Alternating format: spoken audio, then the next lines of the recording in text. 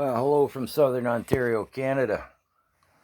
Before I get to the title, what you won't see in the mainstream media is the exodus of people emigrating out of the country.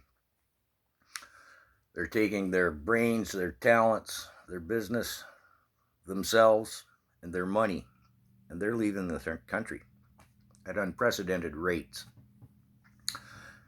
On the same token, of course, there's very little new business coming into Canada as people look at Canada and go, well, the regime's grip tightens. Who wants to open a business in a country that's going that way? As a side note, I see the Senate in the second vote has voted to pass Bill C-11. That's the one that gives the regime control of social media and the internet, what you can see, what you can post, etc. So, the drain on the country, and at the same time, people are taking their money out of the banks. And a lot of people are operating just what they get paid electronically and their bills electronically. And if anything else is left over, they're taking it out. Is that good for the economy? Needless to say, it's not. Neither of these issues are the people leaving or the situation with people not trusting the banks. So, we come now to Alberta. I have been saying for 2 years, Trudeau wants Alberta to say we've had enough, and very much they are saying no, we're not, well, I won't get into the specifics, they're just saying no to the federal regime. And there's an exodus of people from Ontario. Again, you won't see this in the mainstream media, who are going to Alberta.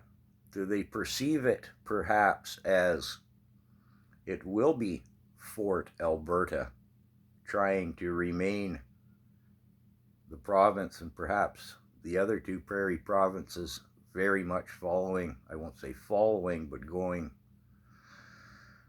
with Alberta in a social and political outlook. This is encouraging. If I had any brains or any money, I don't have either, I'd be gone. I'd be in Costa Rica. I could do my humble task here in Costa Rica. I could do it anywhere in the world. Anybody want to sponsor me in Costa Rica? I'm very handy at a lot of things. Ditto with Alberta. I may head that way at some point as things obviously escalate with the regime.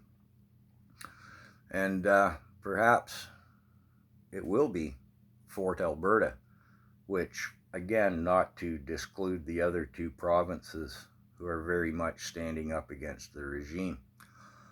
So, yeah, I just wanted to throw that out there because you're not seeing this in the mainstream media. I'd very much like to know how much money was in the Canadian banks, the big four, let's say, 2 years ago, and how much is in there now.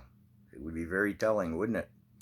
So, to the western provinces, yeah, you may see me out there yet.